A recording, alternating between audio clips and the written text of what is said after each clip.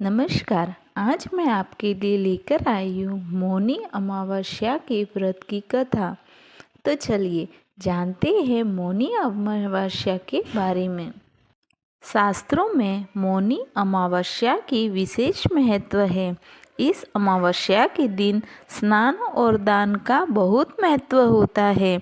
इस दिन भगवान विष्णु और शिव की पूजा करने का विधान है। साथ ही इस दिन पवित्र नदी में स्नान करना बहुत फलदायी माना जाता है। और अगर आप इस दिन व्रत रखते हैं तो कथा पढ़ना या सुनना भी बहुत शुभ माना जाता है। तो चलिए मैं सुनाती हूँ आपको मौनी अमावस्या के व्रत की कथा। कांचीपुरी नगरी में एक देव स्वामी नाम का ब्राह्मण अपना पत्नी धनवती और 7 पुत्र और एक पुत्री के साथ रहता था। उसकी पुत्री का नाम गुणवती था। ब्राह्मण में अपने 7 बेटों की शादी कर अपनी पुत्री के लिए सबसे बड़े बेटे को वर तलाशने के लिए भेजा। इसी दौरान किसी पंडित में उसके पुत्री की जन्म कुंडली देखी और उसके बारे में ऐसी बात बताई जिसे सुनकर सब चौंक गए। पंडित ने बताया कि देव स्वामी की कुंडली में एक दोष है जिसके कारण पुत्री विधवा हो जाएगी। इसके बाद देव स्वामी ने इसके उपाय के बारे में पूछा। पंडित ने बताया कि सोमा का पूजन करने से यह दोष दूर हो सकता है। पंडित ने सोमा के बारे में बताया कि वह एक धोबिन है और सिंहल द्वीप में रहती है। उसे जैसे तैसे प्रसन्न करके यहाँ लेकर आओ। उसके बाद देव स्वामी का सबसे छोटा पुत्र अपनी बहन को साथ लेकर सिंहल द्वीप जाने के लिए सागर तट पर गया। दोनों सागर पार करने की चिंता कर एक पेड़ के नीचे बैठ गए। जिस पेड़ के नीचे वह बैठे थे उस पेड़ पर एक गिद्ध का घोंसला था और उसमें गिद्ध का परिवार रहता था। गिद्ध के दोनों बच्चे उनकी बातें ध्यान से सुन रहे थे। एक शाम को घोंसले में उन बच्चों की माँ पहुंची तो उन्होंने भोजन नहीं किया। बच्चों ने माँ से कहा कि पहले नीचे बैठे उन 2 प्राणियों को भोजन कराओ और उनकी समस्या का निवारण करो। यह वचन लेने के बाद गिद्ध के बच्चों ने भोजन किया। अगले दिन गिद्ध की मदद से दोनों भाई बहनों को सिंहल द्वीप पहुंचा दिया गया। वहां उन्हें सोमा का घर भी मिल गया। दोनों भाई बहनों ने सोना को प्रसन्न करने के लिए एक योजना बनाई। वे दोनों नित्य प्रातः उठकर सोमा का घर झाड़कर लीप देते थे।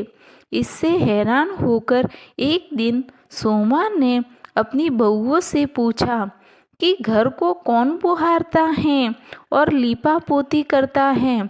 सोमा की झूठी प्रशंसा पाने के लिए उनकी बहुओं ने कहा, हमारे अलावा यह काम कौन करता है।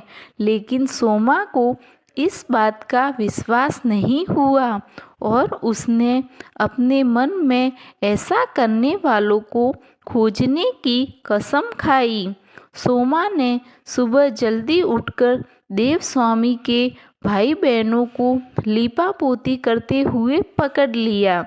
जिसके बाद सोमा के पूछने पर उन्होंने सोमा को पूरी बात बता दी। सोमा उनकी श्रम साधना से प्रसन्न हो गई और घर उचित समय पर उनके घर पहुंचने का वचन दिया। मगर भाई ने अधिक आग्रह कर सोमा को उनके साथ ले चल दिए। घर से चलते समय सोमा ने अपनी बहुओं से कहा कि मेरी अनुपस्थिति में किसी का देहांत हो जाए तो उनका शरीर नष्ट मत करना और मेरा इंतजार करना। यह समझाने के बाद सोमा कांचीपुरी पहुंच गई। दूसरे दिन गुणवती के विवाह का कार्यक्रम तय हो गया। सप्तद्वीपी होते ही उसका पति मर गया। सोमा ने तुरंत अपने संचित पुण्यों का फल गुणवती को प्रदान कर दिया।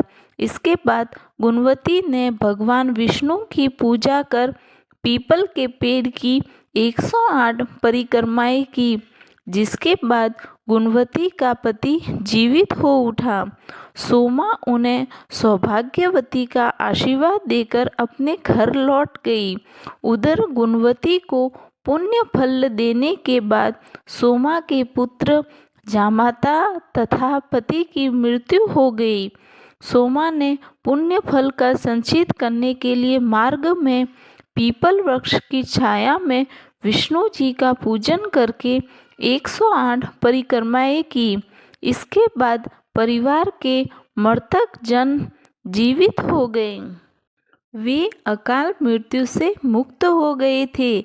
इसीलिए मान्यता है कि जो भी व्यक्ति विधि विधान से मौनी अमावस्या का व्रत करता है उसे भगवान विष्णु की कृपा प्राप्त होती है और दुख उसका कभी कुछ बिगाड़ नहीं पाता है।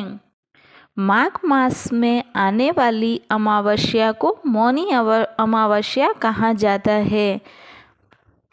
इस दिन लोग स्नान, दान और अपने पितरों का तर्पण करते हैं और पवित्र संगम में अमृत स्नान के लिए महाकुंभ में जाते हैं।